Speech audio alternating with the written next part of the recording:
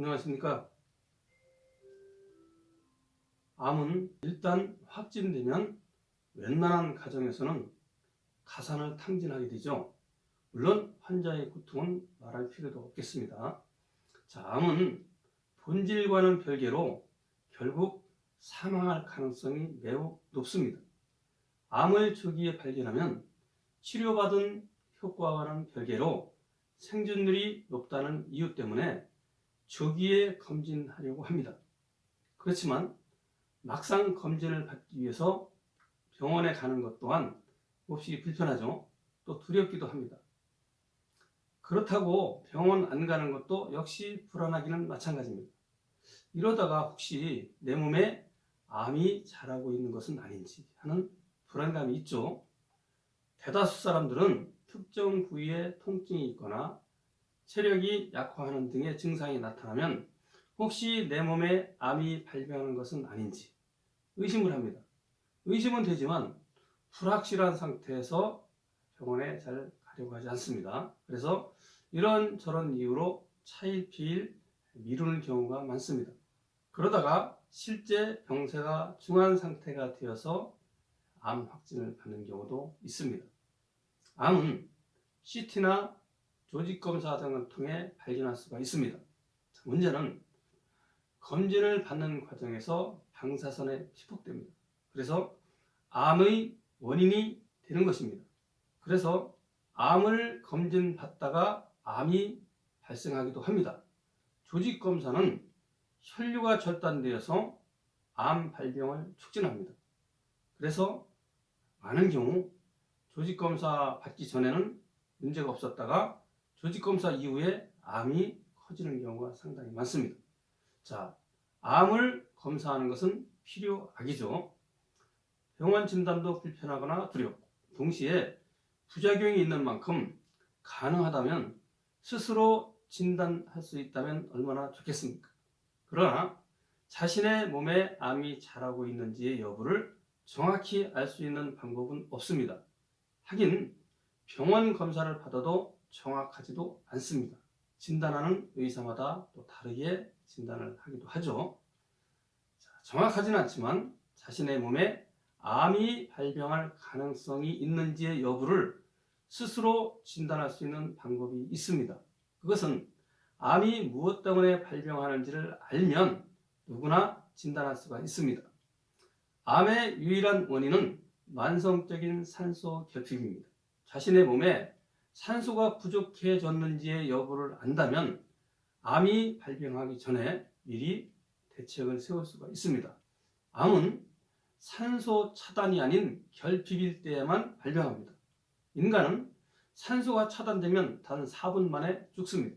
아직 실험한 바가 없기 때문에 저의 추정이긴 합니다만 대략 산소가 몸속에서 5 내지 15%가량 부족한 상태에서 수년 혹은 10수년간 방치하면 암이 발병합니다. 우리는 암이 발병했는지의 여부를 정확히 알 수 없지만 산소가 부족해져 있다는 상태는 누구나 알 수가 있습니다. 우리 몸에서 산소가 부족하면 신호를 보내기 때문이죠. 산소 부족 신호에는 어떤 것들이 있는지를 안다면 암이 발병하기 전에 미리 예방을 할 수가 있습니다. 그렇다면 산소 부족 증상, 즉 암의 예고 증상에는 어떠한 것들이 있는지 알아보도록 하겠습니다. 첫째, 숨이 찹니다.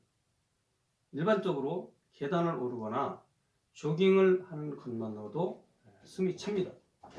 그런데 평소와는 달리 사소한 움직임에도 숨이 차다면 몸속에 산소가 매우 부족하다는 것을 의미합니다. 이런 사람은 인체 어느 부위든 암이 발병했거나 발병할 가능성이 매우 높습니다. 만약 일상생활에서 호흡곤란을 겪는 사례가 있다면 암 발병 가능성이 매우 높을 뿐만 아니라 암 발병 이전에 사망할 수도 있습니다. 사실상 노환으로 사망하는 사람 모두가 여기에 해당합니다. 모든 사람은 죽기 전에 호흡곤란을 겪다가 사망합니다. 두 번째, 특정 부위에 만성적인 통증이 있습니다. 통증은 산소 결핍의 대표적인 증상입니다. 통증이 있다는 것은 산소 공급이 안 되는 정도가 매우 심하다는 위험 신호를 보내고 있는 것입니다. 따라서 특정 부위의 통증이 몹시 심하고 그 기간이 몇 개월, 몇 년 이상 지속되었다면 해당 장기에 암이 발병했거나 발병할 가능성이 매우 높습니다. 대표적으로 만성적인 두통은 뇌종양이 진행하고 있음을 의미합니다. 뇌종양 환자들은 머리가 지속적으로 아팠다고 말합니다. 그 이유도 산소가 부족해서 그런 것이죠. 뇌세포에 산소가 부족하면 다른 장기에도 산소가 부족해졌을 가능성이 매우 높습니다. 그래서 머리가 아프면 뇌종양을 의심해 봐야 되고요. 위가 아프면 위암, 간이 아프면 간암, 근육이 아프면 근육암, 허리가 아프면 신장암, 하복부가 아프면 자궁암, 유방이 아프면 유방암이 발병했거나 진행하고 있음을 의미합니다. 자, 세 번째입니다. 잦은 하품과 졸음이 옵니다. 하품은 뇌세포에 산소를 더 공급하기 위한 인체의 자율 반응입니다. 하품할 때는 입을 크게 벌리죠. 그래서 보다 많은 산소를 공급하기 위함입니다. 하품은 졸음과도 직결되어 있는데 만약에 시도 때도 없이 졸음이 오는 상태가 장기간 지속한다면 암이 발병할 가능성이 매우 높습니다. 네 번째, 평소에 근육이 자주 뭉칩니다. 흔히 격렬한 운동 후에나 잠을 자고 일어날 때 다리 경련 등을 경험합니다. 격렬한 운동 후에 나타나는 것은 일시적으로 산소를 지나치게 많이 사용해서 발생한 것이기 때문에 별 문제가 되지 않습니다. 그렇지만 평소에 근육 경련이 자주 일어난다면 몸에 산소가 크게 부족하다는 것을 의미합니다. 그런 사람은 인체 어느 부위든 암이 발병했거나 발병할 가능성이 매우 높습니다. 다섯 번째, 단단한 것이 만져집니다. 암 조직을 자세히 살펴보면 단단하게 뭉쳐있는 것을 볼 수가 있습니다.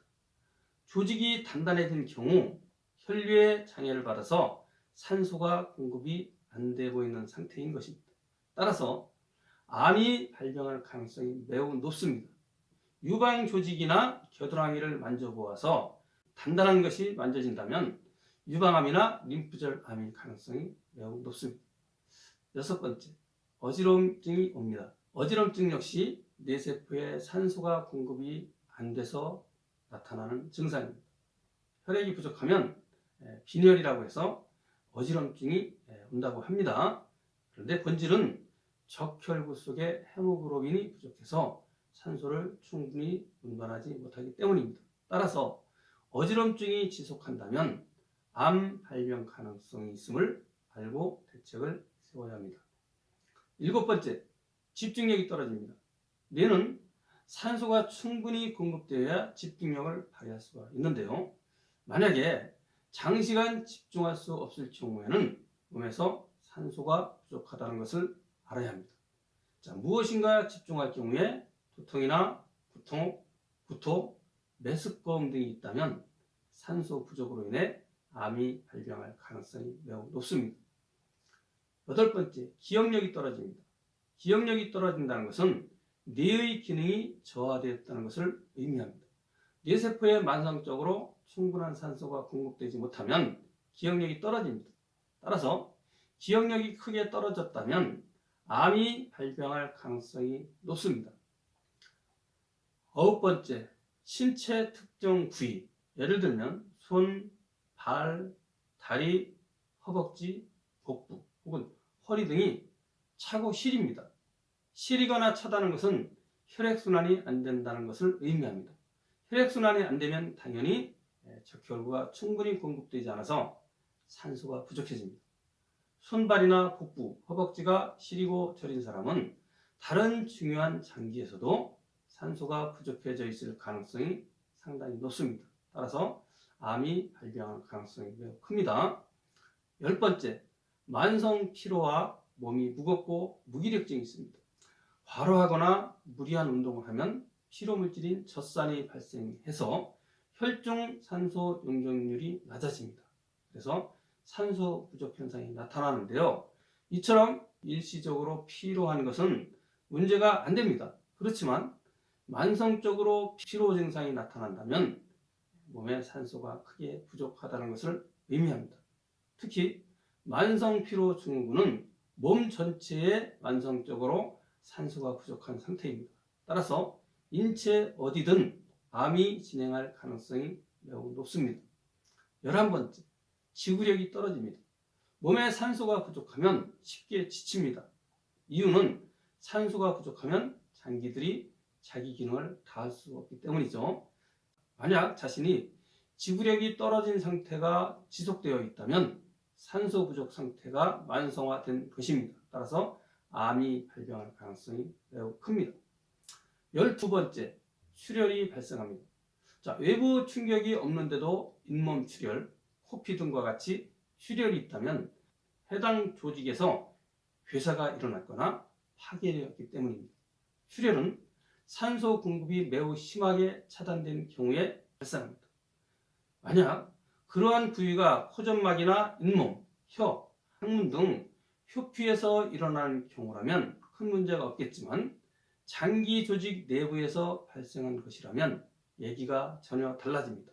예를 들면 하혈의 경우는 자궁암, 혈요의 경우는 방광암, 토혈의 경우는 위암, 혈변의 경우는 대장암 또는 직장암, 혈담의 경우 폐암을 의심해 보아야 합니다. 마지막 13번째입니다. 혈압이 높은 사람은 암 발병 가능성이 매우 높습니다. 혈압은 외부에서 흡입한 산소가 우리 몸 각 장기에 얼마나 잘 전달되고 있는가의 척도입니다. 우리 몸이 혈압을 높이는 유일한 이유는 부족한 산소를 더 공급하기 위해서 심장이 힘을 크게 쓰기 때문에 나타나는 현상입니다. 따라서 혈압이 높은 사람은 암 발병 가능성이 매우 높습니다. 참고로 혈압약을 복용하면 산소를 더욱 공급하지 못하게 합니다. 심장의 힘을 약화시켜서 혈액을 보내지 못하게 하는 것이죠. 그렇게 결국은 산소가 충분히 공급되지 않습니다. 그래서 혈압약을 복용하면 암에 약 2.5배 더 걸립니다.